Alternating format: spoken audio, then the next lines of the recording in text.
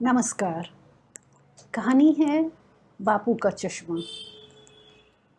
यहाँ क्या ढूंढ रहे हैं बापू? चश्मा? क्या बापू, आपका चश्मा तो 2000 के नोट पर ब्रांड एम्बेसडर की तरह मुस्कुरा रहा है। तुमने देखा है? 2000 का नोट देखे तो 6 महीने बीत गए। सारे सरकारी आपातकाल तो हम जैसों की नौकरी हजम करने के लिए ही नियोजित होते हैं। जब नौकरी ही नहीं तो कहाँ पीला हरा गुलाबी नोट। नोट पर मेरा चश्मा नहीं, किसी रईस का फ्रेम है जो अपने आकाओं की इच्छा के अनुसार रंग बदलता है। लेकिन देखने में तो सारे पुतले भी मेरे जैसे ही लगते हैं। मैं हूँ क्या? आपके मानने वालों को तो पुतले में आप ही दिखते हैं। कौन मानने वाले? जो मुझ पर व्याख्यान देने के लिए लिफाफा लेते हैं वे, या जो सारी सुख सुविधाएं मिलने पर ही मुंह खोलते हैं वे, या फिर क्या लगता है आपको, जो आप पर व्याख्यान देते हैं वे सब नकलची बंदर है? ना, सब नहीं, मगर अधिकांश के कथनी करनी में बड़ा फेर है। और तुमने ऐसा कहकर बंदर जाति का अपमान किया है। वे हमारे पूर्वज सम हैं। माफ कीजिए बापू, मगर मैं सच कह रही हूँ। आपके 150वें जन्मदिन पर तो सरकारी संस्थानों, साहित्यिक शैक्षिक संस्थानों, पत्र पत्रिकाओं में बस आप नजर आए। एक नहीं, दो नहीं, पूरे 1 वर्ष। और उसके बाद बापू, आप इतने परेशान क्यों हैं? क्या सचमुच चश्मे को लेकर किसी अधिकारी से बात करूं? नहीं, वह भी वही चश्मा दिखाएगा जो उसे दिखाया जा रहा है। उसे क्या, सारी जनता को दिखाया जा रहा है। और वैसे आजकल फोटोशॉप से सब संभव है। जब किसान आंदोलन में शामिल किसी बंदे की फोटो सोशल मीडिया से निकलकर सत्ता पक्ष के झूठे विज्ञापन का आधार बन सकती है, तो मेरे चश्मे की बिसात ही क्या? बापू हंस पड़े। बापू, आपने उसी चश्मे से इस देश को देखा था। यहाँ की गरीबी, बदहाली, जाति के नाम पर अनाचार, अत्याचार, अशिक्षा, नारी दुर्दशा, सब उसी चश्मे से दिखा था। तो फिर आपके बाद उस चश्मे के मालिक को वह सब क्यों नहीं दिखा? क्यों देश की स्वतंत्रता और विकास के नाम पर दिनों दिन आंतरिक रूप में बदहाल होता गया? अभी तो आपके चश्मे की आड़ में मैंने कैसरे हिंद की उपाधि इसलिए लौटा दी क्योंकि ब्रितानी सरकार मुझे मानव सेवा के लिए सम्मान स्वरूप देने के बावजूद उन लोगों ने मुझे चंपारण जाने, वहां रुककर काम करने और अपने किसान भाइयों पर निलहे जमींदारों द्वारा हो रहे जुल्म के खिलाफ आवाज उठाने से रोक रही थी। मगर आज क्या? आज मेरे नाम पर देश की बोली लगाने वालों को क्या कहूँ? गरीब का खादी गरीब का ना रहा, तकली चरखा सब दम तोड़ गए, मेरे उसूल भी। बापू की पेशानी पर उभरी रेखाएं घनी हो उठी। तुमने सचमुच मेरा चश्मा नहीं देखा है?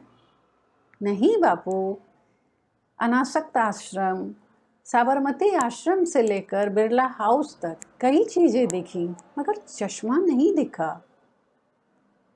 झुग्गियों में ढूंढा था? नहीं। मलबे में? नहीं। फिर संग्रहालयों में और उन जगहों पर जहां पब्लिक के देखने के लिए चीजें रखी जा सकती हैं, इसलिए नहीं दिखा। लेकिन बापू, इन उजरी झोपड़ियों और मलबों के ढेरों में भला आपका चश्मा कहाँ होगा?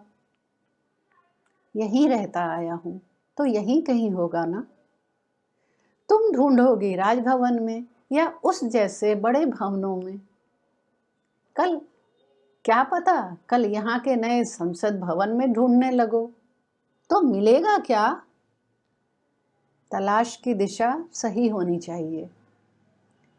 कहते हुए बापू फिर ढूंढने में लग गए। मैं चश्मा ढूंढने दूसरी तरफ बढ़ गई। बढ़ती बढ़ती नदी किनारे आ पहुंची।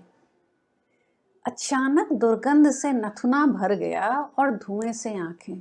कुछ दिखाई ना देता। कुछ लोगों के रोने कलपने की आवाज रह रह कर सुनाई देती रही। टटोलती हुई आगे बढ़ी तो अनायास पांव जम गए। कई छोटी बड़ी चिताएं जल रही थीं। चिता से उठता धुआं आसमान धुंधला कर चुका था। लपट नरम पड़ने लगी थी।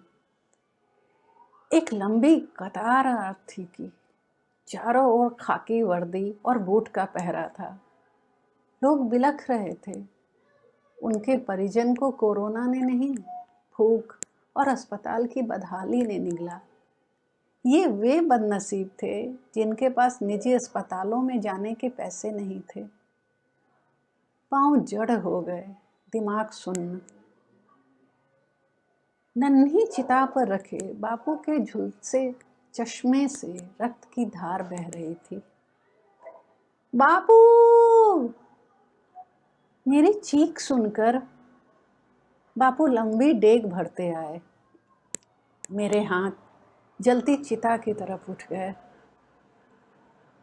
वे उस ओर कुछ क्षण देखते रहे, फिर पलटे और लौट चले। बापू, बापू, आपका चश्मा तो झुलस गया, मरा नहीं है। तुमने देखी नहीं रक्त की बूंदें? लेकिन बापू ने जवाब का इंतजार ना किया और तेज कदमों से आगे बढ़ते गए। मैं पीछे, बहुत पीछे छूट गई। महीनों बीत गए। एक दिन अचानक, बापू, आप यहाँ इस वक्त? सब खैरियत तो है? खैरियत होती तो आता क्या? किसानों के भीतर सत्याग्रह की आंच को हवा ना दे रहा होता? जानती हो कितने शहीद हुए? सुना तो है बापू कि लगभग 450 किसान शहीद हुए। संख्या उससे भी ज्यादा है। मैं प्रणाम करता हूं उनको जो अन्याय के खिलाफ और सच के साथ खड़े हैं, चाहे वे कोई हो, किसान, पत्रकार या कोई भी।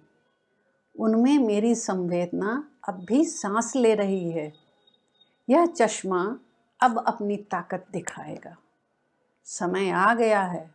असहयोग आंदोलन नए सिरे से, नए तेवर के साथ।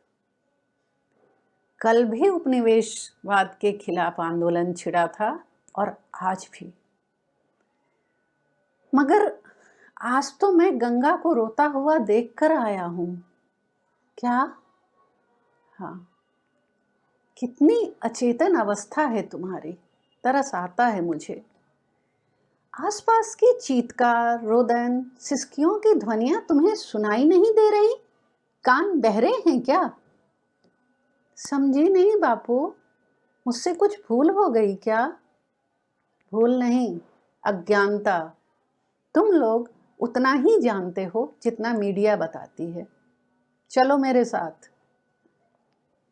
बापू मेरी गति को नकारते हुए अपने कदमों की गति बढ़ा दी। मैं पीछे, बहुत पीछे, लगभग दौड़ती सी चली। बापू रुके तो जान में जान आई। सांस अब भी असामान्य थी।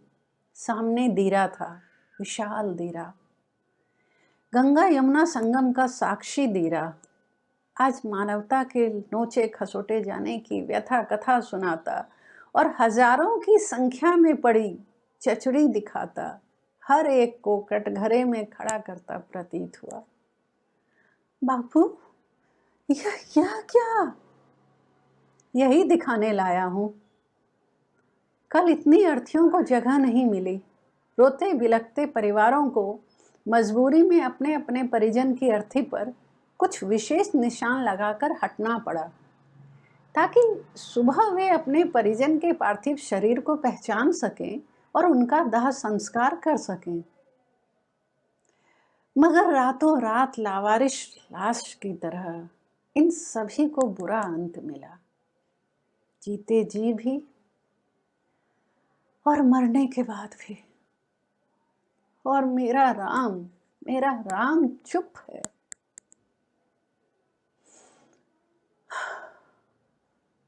अवाक हो, परंतु दृष्टि बंद मत होने देना। देखो देखो खाली पड़े जनाजे के इस खटोले को। गिन सको तो गिनो इनकी संख्या। नहीं गिन पाओगी, कहाँ कहाँ गिनोगी, कितने कितने गिनोगी। थक हार कर वैराग्य ले लोगी। ना ना, वैराग्य मत लेना। वैरागी बनना, मगर देश और समाज की सेवा के लिए, इसलिए नहीं कि मानवता शर्मसार हो। देखो देखो गंगा की ओर, वह भी आज के इस कुकृत्य से शुद्ध है, अपनी देह से उठती दुर्गंध से विकल है। देख रही हो वह पुल? उस ऊंचाई से गंगा की गोद में संक्रामक रोग से विदे हुए लोग फेंके गए। गंगा की पवित्र धारा हैरान है, परेशान है, किससे कहे वह अपनी व्यथा। तुम लिखती हो ना, सच लिखने का साहस है ना तुम में? तुम्हें साथ लाया हूं ताकि कलम की रोशनाई से मेरी लाठी बना सको और थमा सको हर उस हाथ में जिसने आज सहा है। सत्याग्रह कायरता नहीं सिखाती। यह लाठी प्रहार के लिए नहीं, आधार देने के लिए होगा। बापू पलटे और चल पड़े। बापू फिर कब आएंगे?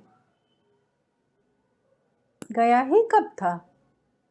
जब तक उपनिवेशवादी मानसिकता भारत भूमि को अपवित्र करती रहेगी, मुझे तो कहीं ना कहीं किसी न किसी रूप में टिके ही रहना होगा, ताकि मेरे ये बच्चे मुर्दा होने से पहले तक जिंदा रहें और जाने से पहले अपना चश्मा नई पीढ़ी को सौंप जाएं। सत्याग्रह जारी रहे। बापू तेज कदमों से आगे बढ़ गए। महीनों बाद इधर आना हुआ। हजारों ट्रॉलियों, शमियानों, तंबुओं और खुली जगहों में बैठे हर प्रांत, हर वर्ग और हर कौम के बचपन, यौवन और बुढ़ापे के चेहरे पर सत्याग्रह मुस्कुराता हुआ दिखाई दिया। उसके चेहरे पर न मलिनता थी, न भय का नामो निशान।